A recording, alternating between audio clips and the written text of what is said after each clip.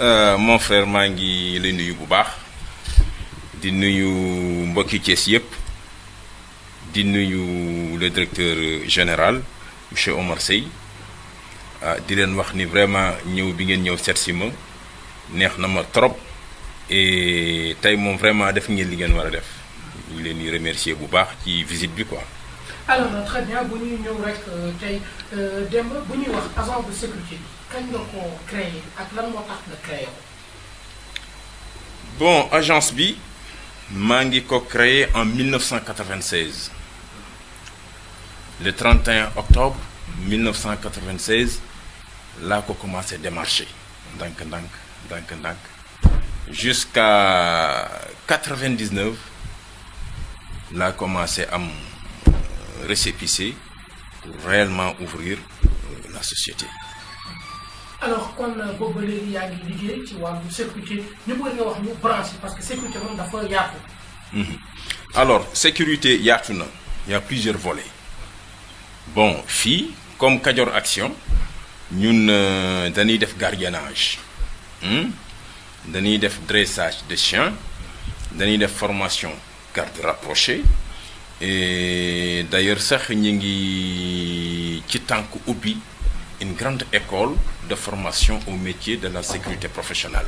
Bon, d'ailleurs am na jéego yu am solo yuñ ci jot a def yaakaar naa ni fii ak weer wala ñaari weer di ngeen dégg lu bees incha allahu taala.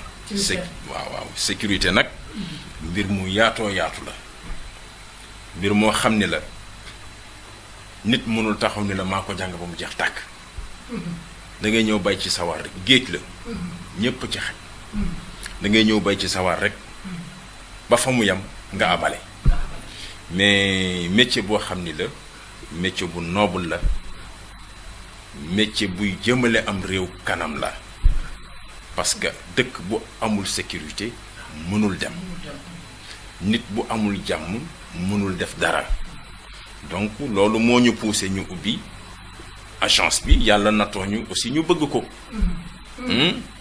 donc ubbi ko aussi pour la réinsertion des jeunes pour la création d'emplois pour lutter contre l'insécurité lutter contre le banditisme et autres etc. donc loolu moo tax ñu ubbi ko bon di ko yaatal nag bëgg mu doon affaire boo xam ni ñëpp ci xaj voilà merci. alors très bien mu nekk wax nga ko sànq ci wàllu sécurité gardiennage la ñu war a njëkk rek. tey ci li nga xamante ne mooy wàllu gardiennage bi. naka ngay def sa contrat yi dafa nekk ay société wala ay rek borom kër yi nga xamante ne dañuy gis ni souvent ñàkk kaaraange day am. Demba naka lay amee ay liggéeyam ci wàllu boobu. bon xam nga société buy liggéey dafay bind contrat d'abord ba pare.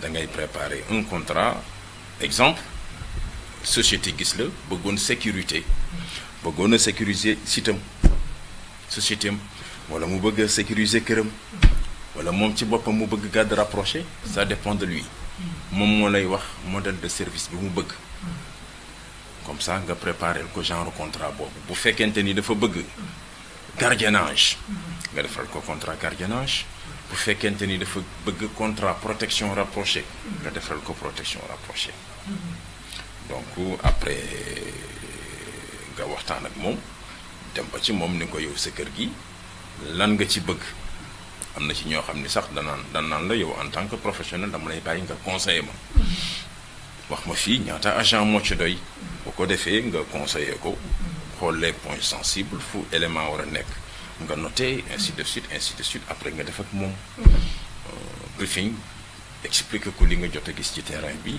alors à partir de là vous signez le contrat. alors très bien yow professionnel nga macha allah mais tey est-ce que xaj kese doy na gardien ci kër wala ci entreprise. waaw xam nga gardiennage dafa am gardiennage avec chien là c'est des chiens dressés qui gardent donc un chien dressé à partir de 100 mètres exemple il peut sentir quelque chose par l'odorat et automatiquement il alerte son maître. Voilà, automatiquement le maître va savoir qu'il y a quelque chose qui se passe à partir du chien. bu ko defee il va commencer juste à observer ou faire les 100 pas pour voir ce que le chien a vu ou bien ce que le chien a flairé. Donc moo tax gardiennage avec chien am solo parce que xaj dafa mën loo xam ni nit mënu ko. Même avec un chien très bien dressé, vous pouvez le mettre dans une maison fermée avec sa nourriture et de l'eau. nga jox ko ordre, exemple, pour que personne ne rentre. Kenn du dugg ci kër gi. Même si un chien agressif sans ordre sax il peut faire. Mais li ci am solo mooy bu fekkente ni foofu amul nit. Li tax dressage bi am ci solo mooy exemple mën nga ko ñëw jox poison. Boo xam ni peut-être dans 2 heures de temps il va mourir ou bien dans 1 heure de temps etc. Ou bien dans 24 heures il va partir. Là si c'est un chien dressé tu lui jettes quelque chose un abat il ne touche pas. Au contraire il va aboyer encore pour faire des alertes sans manger là-bas. Très bien. Alors mu mel ni foofu leer nañ ci wàllu rek li nga xam ne gardiennage yi mais tey bu ñuy wax ci wàllu protection rapprochée. parce que tey dañuy gis ay cérémonie yu bëri di am. nga gis seen autorité yi di ci dem soit ay autorité religieuse wala autorité politique wala administrative naam sax police ak gendarmerie dañ leen di encadré mais dañuy gis parallèlement ay agence privée yoo xam ne dañ leen di solliciter pour ñu ñëw ci li mel li ni mel démb naka nga koy liggéeyee ak ku ko bëggoon aussi fan lay jaar. waaw waxat nga mon frère lu am solo maanaam protection rapprochée des autorités politiques lu am solo mi ngi noonu loo xam ni la d'abord dama naan balaa mu ci dugg lu ma yàgg a jooy la yàlla baax sax indi leen fi au moins ma mën ko wax dafa doon loo xam ni souvent bu fekkente ni liggéey bi nga xam ni mooy protection rapprochée ñu leen ni woowee les gardes-corps ñoom ñooy sécuriser autorité politique yi ñoom seen yoon nekkul ci manifestation bi maanaam lay xew la autorité ba di waxaat ñoom tout leur problème est que autorité bi soit en sécurité n'est-ce pas c'est-à-dire il faut être professionnel pour le faire mais malheureusement te dama naan damay profiter occasion wax ni les autorités politiques maanaam les chefs de parti souvent ñoom ñooy créer insécurité bi. Comment ça? Très bien, merci. ñoom ñoo koy créer parce que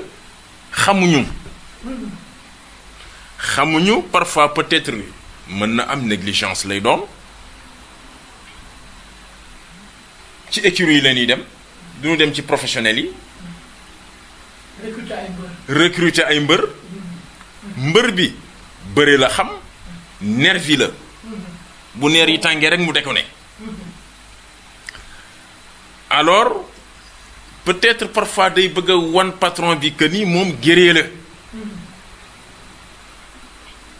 ci la musiba bu bëri nag di amee parce que danaan autorité bi mi ngi may xool xaaral ma xataraayu simi sama jeget sànni dënn bu rëy fekk c'est pas ça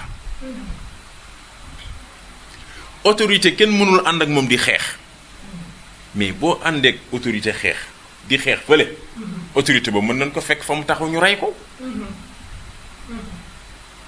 c'est formellement interdit garde-corps ànd ak autorité di xeex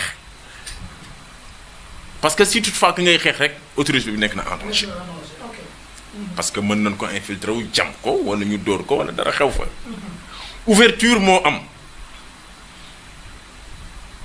moo am garde-corps du xeex bu demee ba xeex rek dafa sës saaga ndey du tax mu xeex xas ko du tax mu xeex bu demee ba xeex buntu lay wut pour rawale autorité bi mais du pour nekk foofu di xeex parce que il n'a pas le temps donc s'il y a problème bu nu demee ba xam ni xat na ay bakkan mën nañ fee rot peut-être ils peuvent simuler maanaam bu fekkente ni c'est des gardes du corps armés ils peuvent peut-être tirer en l'air def sommation gars yi daw tiit écarté wu ñu daw loolu c'est possible du daw mais rawale autorité bi la parce que c'est le but recherché mooy autorité bi mucc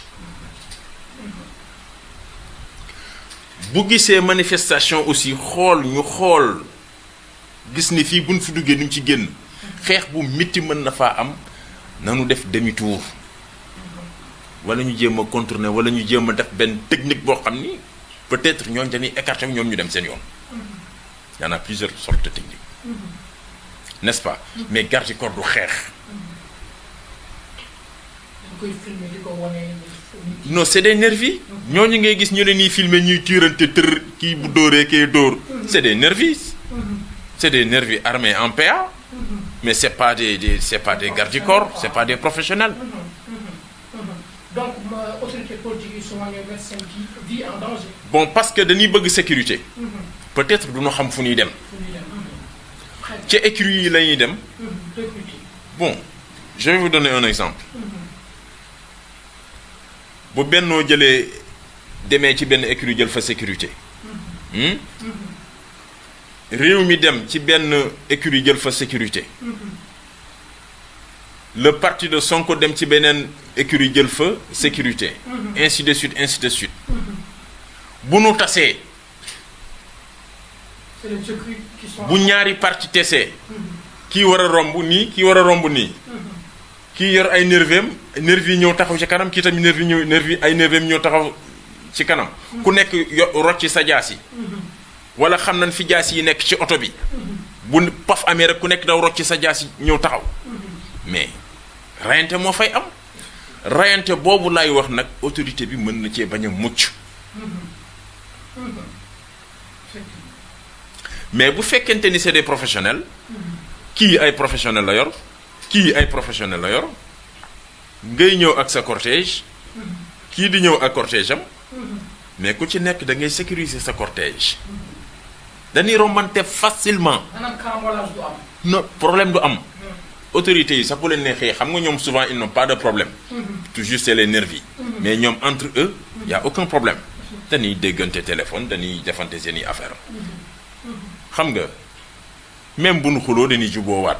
yéen xam ngeen yéen a ma gën a xam loolu. donc ñoom mën nañoo génn sax nuyoo. tàllante ku nekk tàllal sa morom loxo ku nekk dox sa dox. nga dem xeexi ku ci nekk li la yàlla wërsëgal nga xam ni loolu nga am. donc métier bu complexe la. te métier boo xam ni loo aussi toujours sa benn tànk ngi ci kaso bi sa beneen tànk ngi ci biti. ok mais loolu il faut des explications. très bien li tax loolu am parce que xam nga mën ngeen yi def manifestation exemple meeting en tant que opposant ngeen yi meeting les militants du parti qui est au pouvoir bëgg a ñëw tas meeting bi bon peut-être ngeen xaw fa dóor nit le parti qui est au pouvoir peut am ay nandité yoo xam ne xam nañu yoon yoo ñu ne ko allez porte plainte amul droit dóor la vous voyez donc se porter plainte autorité mën na woote téléphone ni bon il faut le foutre dedans pourquoi mu koy dóor da nga toog ba caag rek ñu la convocation boo ñëwee ñu teel en garde à vue xam nga kii wax ay wax yu kenn xamul doo xam sax nu mu demee da ngay xool nii rek ñu naan la ay est-ce que yaa ko dóor rek dugg na fii génn na fële nga boo nee kii xamuma ko du la ci génnee dan lay téye donc moo te dafa complexe mën nga ci def erreur dem kaso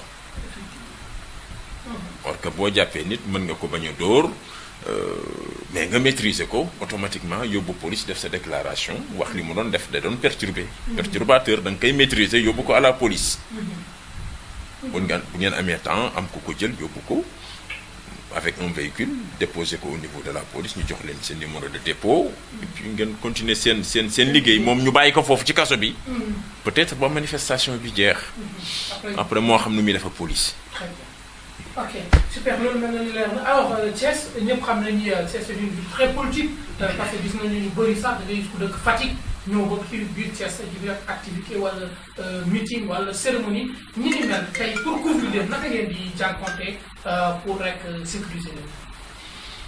bon mooy li ma la wax sànq mbir mi c'est une affaire professionnelle. Bon, je vais parler dans le cadre de la sécurité. Bien sûr. Bon, nous on est là. xamuñu ku dëkk Diourbel wala ku dëkk Fatick wala ku dëkk Thiès. dañuy liggéey. li war ci liggéey bi ak sunu aqulaay taala ak Allah subhanahu wa taala ñu def ko. loolu moo ñu intéressé. ku ñëw ñu liggéey yow. Très bien. amul kii laa àndal ànduma kële yooyu c'est pas notre problème. nous sommes des professionnels. Vous contactez rek ngeen def jox le service. jeex na et d'ailleurs loolu sax mooy sécurité. parce que si j'ai des éléments yoo xam ne ñii si j'ai signé exemple un contrat avec non un contrat avec Rewmi un contrat avec Sonko ou je ne sais pas Talla Sylla Hadjibou Soumaré donc ñaari cortège bu nu tasante un c'est des professionnels deux sont tous mes éléments sont tous mes éléments hein? Donc dans ce cas déjà éléments yi dañuy xamante facilement ku nekk lay dem sa yoon. Non, aucun problème. Alors très bien donc bu nekk loo xam ne lu am solo la parce que li nga wax sànq rek ci wàllu sécurité parce que toujours mooy kaaraange moom mooy jiitu alors ku nga xamante ne tey bu ñuy xool benn cérémonie wala meeting parce que dee ñu gis Kajoor Action am na ay xaj am na ay cadre rapproché am na lépp yan cérémonie la yooyu déplacé wu. En 2012 j'avais un contrat avec le PDS élection 2012 avec chien protection rapprochée avec chien et xaj yi autorité bi ñu doon sécuriser bi nu tasante dëkku Moustapha Niass bi nu mu tuddati c'est Nioro Kër Madiabel bi Ablaye Wade di ñëw Kër Madiabel en hélico foofu fees dell hein et parce que cependant Moustapha Niass dafa amoon doole trop foofu mos a ñëw tu as tous les problèmes du monde mais ñun bi nu ñëwee avec le professionnalisme que nous avons yàlla def nañu fa sutura avec les chiens déjà bi ne cëpp danoo impressionné wu donc bi pa bi wàccee l'ancien président maître Abdoulaye Wade mu fees dell mais bi nu ñëwee xaj yi nu yor ñoo ñu doon ubbil donc on les donnait l'ordre d'aboyer wow gars yi daw rapidement tim baa ngi ci gannaaw c'est-à-dire autorité bi ak garde corps yi ko wër ñi ngi ci gannaaw maître chien yi jiitu automatiquement dem nan ba ci Ablaye Wade pa bi di laajte mais comment fu xaj yi jóge keroog autorité bi j'ai oublié son nom je ne sais pas c'est quel ministre encore dafa kontaan ba bi ma fayee ba pare dafa yëkkati 250 000 may ma parce que moment boobu pa bi daf ko waroon a renforcer en argent te bu ko renforcer wul woon rek campagne am du baax day mujj arrêté te boobu gisoon pa bi aussi c'était pas facile donc xam nga avec l'aide de Dieu dem na noog suñu chien ba taxaw ak pa bi nii mu waxtaan ak moom ba doyal bon vraiment garde corps ami j'ai jeune apprécié voilà quoi. Très bien. Donc bon deuxième chose aussi xam nga li tax liggéey ak professionnel baax boo ñëwee nga ànd ak sa autorité nga fekk foofu les éléments du GIGN ou les éléments de la BIP da nga leen di jox seen gëdd là en tant que professionnel vous avez en tête que ni man mii kat je suis privé je ne suis pas ni policier ni gendarme. Donc boo ñëwee fekk leen fa da nga leen jox seen cër nga déglu leen di nga yam fan la yam loo mais un nervi il n'a rien compris day ñëw rek moom boo màccul su la fekk gendarme bu tax mu ba wax c'est des problèmes. moo tax parfois da ngay gis ay manifestations élément GIGN wala bépp ñëw maîtriser un garde du corps yóbbu ko mais parce que c'est normal il est indiscipliné. Parfois c'est des indisciplinés dañuy ñëw fekk la yow tey yow xam nga ku ne xam na ni un élément du GIGN ou un élément de la BIP comment il est mais boo ñëwee di ko jaay dund bu rëy da lay maîtriser maîtrise bu garaaw sax yóbbu la.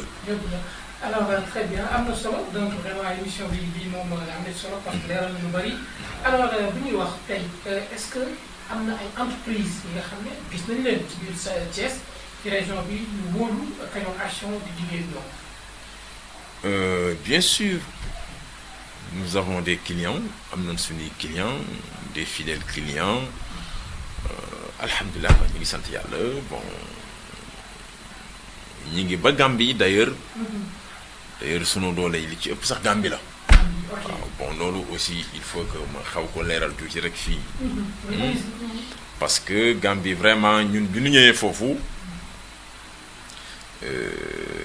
def une publicité ci biir semaine bi rek on a eu beaucoup de clients. Sécurité nag fii la gën a doxee bon c'est la volonté de Dieu quoi booy xool Thiès aw ma fi sax ay affaires yu tax ma naan parce que boo xoolee boo defee recensement bi nii doo gis élément Kajoor Action yu bëri en ville là doo ñu gis ay 5 personnes ngay gis bon moi toujours je dis que nii noonu la ko yàlla bëggee noonu la ko yàlla bëggee mais peut-être avec Gambie avec le dressage et la vente de chiots yàlla nga ñu ciy dimbali moo tax ma ni du ma daw Gambie moo dàq Thiès la ma am Gambie cat la amuma ko Thiès mais du tax ma daw parce que man Kajoor laa damaa bëgg sama réew dinaa jël nag samay moyens yi nga xam ne jël Gambie laa ko jëlee ñëw investir ko fii à Thiès parce que kenn gënumaa dëkk ci dëkk bi dépendre ma ci kenn aucune autorité kenn dimbaliwuma man maay dem ak samay propre moyens gëm yàlla di liggéey moo tax ma ni du ma daw c'est un peu dur mais du ma daw dinaa fi taxawal benn centre de formation au métier de la sécurité professionnelle si c'est acquis am na yeneen bagage yoo xam ne aussi bëgg naa ko taxawal parce que l'expérience est là. L'expérience est là depuis 96 macha allah donc loolu am na solo parce que il faut remettre toujours aussi du développement comme ni ko waxee ensemble. Gambie neex na ba yaa ngi toog Thiès. alors mu mel ni am na tamit beneen secteur boo wax sànq muy dressage bi ci wàllu chien yi ak vente chiots yi. am na aussi ay association yu fi nekk yoo xam ne gis nañu yëngu. ci wàllu li nga xamante ne toujours mooy kaaraange xaj yi. ci seen nekkin le cadre de vie li ni mel lan nga ciy àddu. waaw xam nga ñun yàgg nañ ci xaj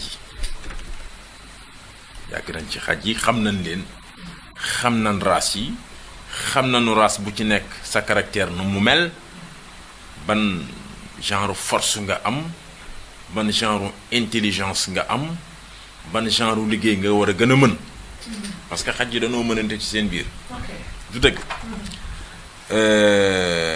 ba tax na aussi sunu xaj yi aussi yi ñuy liggéeyal dinañ leen vacciner aussi nous avons un vétérinaire je croyais que sax xam nga ko c'est docteur Pape Ali Diallo c'est notre ah bon si nous avons quelque chose moom moo koy gérer quoi c'est quelqu'un je le salue au passage il est très bien il est ouvert il est bien il y a aucun problème et puis il a de l'expérience pour moi c'est le meilleur voilà très modeste voilà merci voilà donc voilà aucun problème avec les chiens. Avec les chiens. Bon. Alors tey bu ñuy xool tey wax nga ko sànq race ngeen yor am na xaj yoo xamante ne nii pour gardiennage la yéen xam ngeen parce que am ñun li ñu ci xam mooy ay berger allemand ay doberman mais suñu xaju Sénégal yi moom ordinaire yi yéen naka ngeen di liggéey ak ñoom est-ce que loolu c'est possible. bon xëy na buñ ko tenté woon c'est possible peut-être on a l'habitude li ñuy def ci xaj yi nga xam ni c'est des bergers allemands ou des rottweilers ou pitbull doberman ainsi de suite amaana peine bi ñuy def ci ñoom bu nu ko defoon ci sunu xaj yi xëy na dina am peut-être le minimum parce que man j'ai eu à dresser un bâtard pour voir l'expérience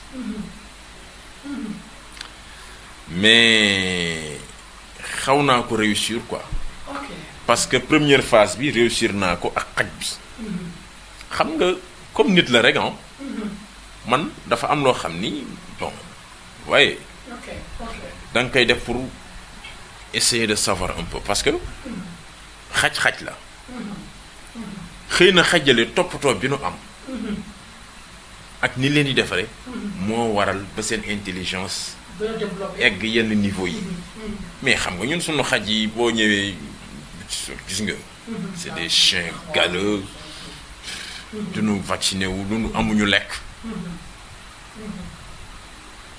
un jour les sapeurs-pompiers de Thiès la mus na moo téléphone dañ ñëw fii gis numéro téléphone bi woo ma mais xaj bi nu jàpp dañ ko mbaal quoi un chien très agressif xaj bi mi ngi ak man ba léegi mi ngi ci sama poste yi di liggéey mi ngi ak man ba léegi d'ailleurs sax dama ko yóbbu en Gambie foofu la nekk mais xaj bi dafa rëcc bi mu rëccee jaar direction des douanes bi nekkoon fii bi mu jaaree noonu romb je ne sais pas d'après les explications un douanier bu demoon dibiteri jëndi yàpp dibi doon ñëw xam naa xaj bi dafa xiifoon mu flairé yàpp bi alors dem di këf c'est un chien agressif dem di këf mbuus mi xam naa waa ji bif rek xaj bi song ko matt ko ba waa ji daanu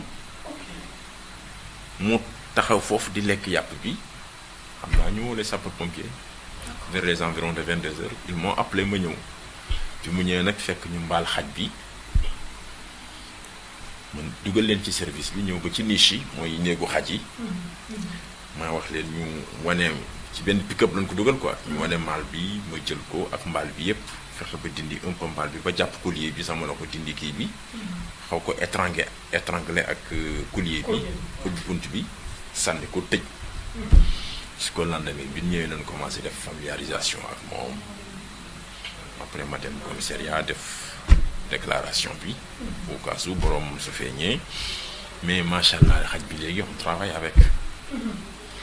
alors très bien am na solo trop alors xam naa ni tamit ci wàllu kaaraange bi Thiès jamono yi ñu génn bëri na ay li nga xamante ne rek souvent ay cambriolage la yoo xam ne sax am na lu ci gën a métti muy bu Medina Fall la famille de Poupé Diallo. di nga xamante ne fekk nañu ko fa pendant 4 heures de temps. léegi sàcc yi nekk fa te bu leen nekk ci kër gi.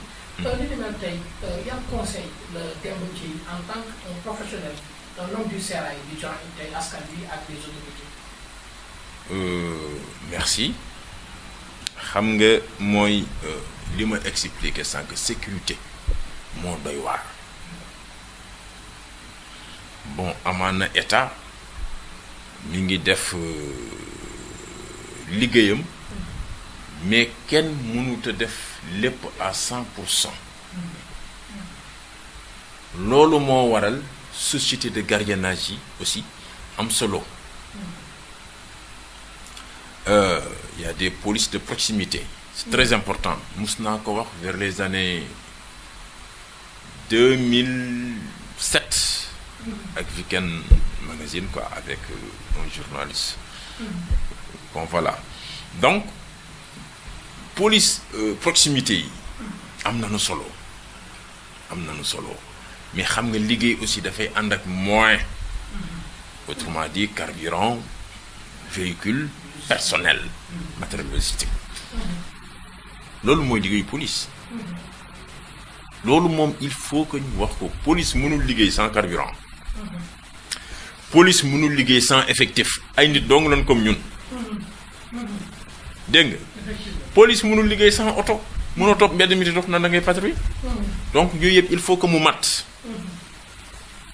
te xam nga ñoom aussi ils sont commandés am na yoo xam ni dañuy gore rek ba dee quoi. mais duñ ko mën. mais il faut que ñu dimbali leen wutal leen ay oto. wutal leen des éléments bien bâtis. ay professionnels. bien formés. yoo xam ni c'est rare sax nga dégg yenn problème yi. mais xam nga yow si tu n'as pas les moyens tu es fatigué bon voilà ainsi de suite moo tax parfois aussi da ngay dégg yenn. bavure yi di am. parce que peut-être niveau bi mu lay fekk la. n'est-ce pas. mais en tout cas bu fekkente ni patrouille mi ngi am pendant la nuit. guddi ruqóor ku ñu fay dugg loolu carburant la. loolu su matee je vous assure problème du am. et puis je ne sais pas xam nga état doo comprendre mais man en tant que gérant d'agence de sécurité je vais m'adresser au gouverneur li tax parce que moom le président wóolu nommé ko gouverneur Thiès les maires ñoom ñoo xeex ba ni ay maire pour bëgg a nekk maire donc dama naan ku ci nekk na nga def li la war. Nous les agences privées de sécurité privée ñu considérer ñu jox ñu sunu gët. C'est ça la vérité. parce que ñun suñuy agents yi ñooy fanaan ci mbedd yi ba fajar di gis lu ne. xam nga mënoo pendant des années say agent di fanaan ci mbedd yi te du ñu gis dara. moom la wolof naan guddi dafa am borom guddi lu ne mooy xew. et lu bëri liy xew nag agent de sécurité yi ñoo ciy teg seen bët. bu ñu ñëwee rendre ñu compte ñu leen def leen nii ak nii ak nii si ça nous dépasse peut-être un peu ci la ñuy soog a dem peut-être rendre compte la police. mais su ma sañoon chaque mois exemple. premier lundi de chaque fin du mois. ñu def benn réunion de sécurité. gouverneur présidé ko. parce que c'est le gouverneur de la région. mbir mi yooyu dootul affaire politique. affaire de responsabilité là. oui parce que ñoom ñoo gérer ñiy gérer sécurité publique bi maanaam la police la gendarmerie la sécurité de Thiès nous sommes des appuis rek. ñooñu dañ leen a war a jox ay moyens pour ñu mën a liggéey bu nu amul moyen mënuñu liggéey. mais nooy liggéey da ngay topp mbedd mi sol seen di dox rek ba kañ. boo matul sax ñu agressé la. effectivement donc il faut que nga am benn cadre. donc gouverneur en personne je ne sais pas ndax mi ngi am déet wala bu amee ñun yëguñu ko. war na mën di woote ay réunion chaque mois. Inviter les agences de sécurité privée. La police la gendarmerie. Même le service d'hygiène. ñu koy rendre le compte sur l'hygiène de la ville et autres. N'est-ce pas? donc muy mën di jël ay mesures muy mën di collaborer ak maire yi yow ñaata nga mën a génne yow ñaata nga mën a génne yow ñaata nga mën a génne même su fekkente ni sax ay éléments dafa manqué ñu ni vous les agences de sécurité privée ku ci nekk ñaat lan la mën a génne mais exemple ma ni man Kajoor Action mën naa génne benn un véhicule pick-up nit da ngay bëgg sa réew mën naa ko chaque semaine mën naa participer 4 fois ou 3 fois avec des chiens di patrouiller avec les chiens accompagner avec la police 2 éléments de brigade de recherche ñoom ils peuvent être armés en paire ñun ñu ñëw ak suñuy xaj ak suñuy matraque ñu appuyer leen nekk seen gannaaw loolu jàmm la sacrifice boobu ngay def jaamu yàlla la loolu moo gën nga xëy dégg ñu naan rey nañu diw ak comme ki nga may wax fii ah pël yi dugg nañu fii génn nañu fëleeg yooyu. c'est vraiment n'est-ce pas bu nu demee daral bi Presta dem West Point ku ci nekk mën nga am sa contribution booy indi pour la sécurité de la ville parce que nit mooy li ma wax sànq mënoon na maa dem toogi Gambie lii affaire bi fii la mais bugguma d'accord maa nga fa mais je suis là je vais continuer à travailler pour Thiès, pour le Sénégal. Très bien. L'expérience de plus de 20 ans, Thiès soxla na ko Sénégal soxla na surtout que Thiès léegi dafa nekk benn ville carrefour boo xam ne vraiment un peu de développement bu ñuy wax ci wàllu aéroport ay béy ak yeneen yoo xam ne ñoo ñu gis ni Thiès ñu ubbeeku mu ngi yaatu forcément développement day am. Développement yamul ci aéroport bi. lu ëpp aéroport baa ngi ci yoon bi di ñëw. Chaque réunion de sécurité man damay def chaque samedi waxuma la chaque mois mais chaque samedi damay def réunion de sécurité avec mes superviseurs ici nee naa leen li ma gis muy ñëw ça mënuñu ko jeexal du police du gendarmerie kenn mënu ko jeexal ñëpp xaj nañ ci mais mon cher pétrole baa ngi ci yoon bi di ñëw gaz baa ngi ci yoon bi di ñëw te daf ci am loo xam ni gendarmerie du ko sécuriser police du ko sécuriser domaine secteur privé la loolu c'est pour ñun ñii te bunu ko kenn yàqal nan ñu bàyyi rek ñu jël suñu wàll du dëgg donc il faut que ñu préparer wu c'est pas pour zéro ma ni demuma Gambie toog damay ubbi un centre de formation au métier de la sécurité teg ci professionnel n'est-ce pas donc li fi nar a am incha allah ci kàttanu Allah yàlla na ko yàlla eggale ñu maytu tubaab yi yàqal ñu ko foofu lay waxee nanu maytu tubaab yi yàqal ñu ko parce que boo defee étude nga xool dëkk yi am pétrole gaz or jamaa ñépp am problème dëkk yooyu yépp am guerre civile tubaab yi dinañ voyer la Libye nanu maytu loolu daal ñu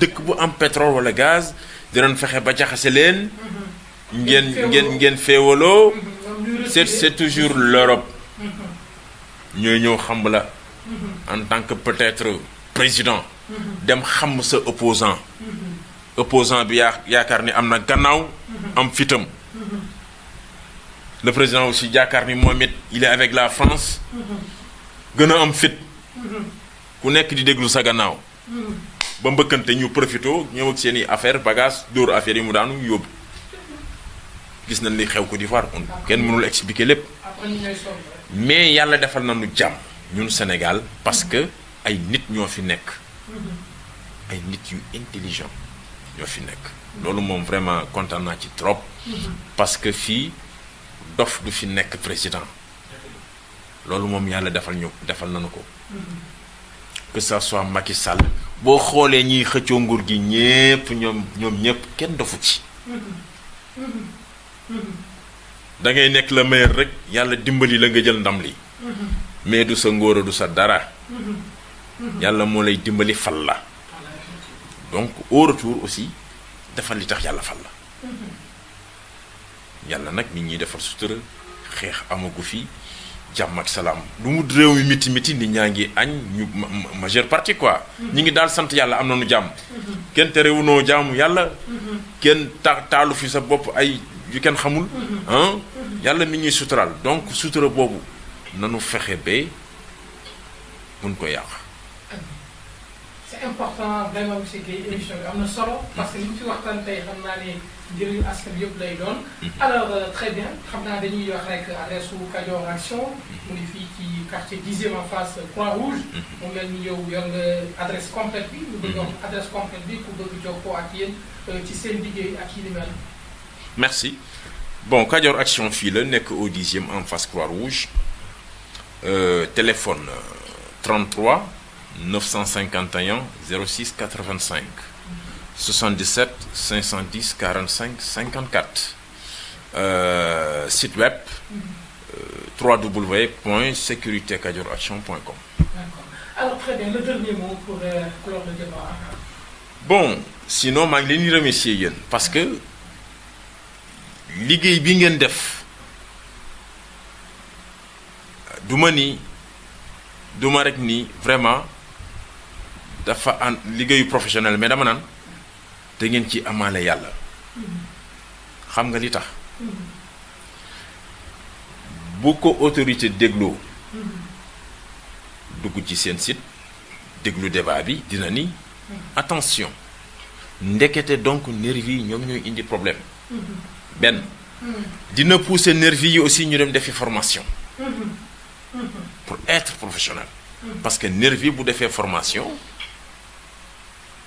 parce que formation bi dafa am solo lavage de cerveau lan lay defal d'abord ba pare ni la bul dof li nga jàpp ci sa bopp bi amul dégluñu nga teey bin li nu bëgg ci comportement parce que garde du corps dafa xaw a doy waar daal da ngay doo bëri wax da ngay set sa gémmiñ du xasaw doo laal ay parfum yu fort di étouffer autorité bi ci biir oto bi yooyu yëpp dafa am solo doo sol ay kawas yu camembert di ko fat te souvent ñaare ay borom barke lan soit danoo diabète wala danoo asthme c'est des asthmatiques ou bien c'est des diabétiques souvent très souvent amul ci à 100% c'est très rare nga gis ko donc un asthmatique nga koy bëgg a rek am doole yooyu bon ci waa day étouffé xam naa ne sax suñu prochaine émission dinañ mën a indi def ay yenn technique yi def yenn démonstration incha allah bu ngeen amaatee occasion ñëw fii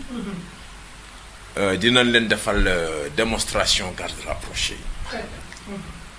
démonstration intervention avec chien defal leen démonstration yi doy waar yoo xam naa ni moom bu jaaree ci seen site bi moom macha allah. Merci beaucoup monsieur Guèye. Merci. Merci.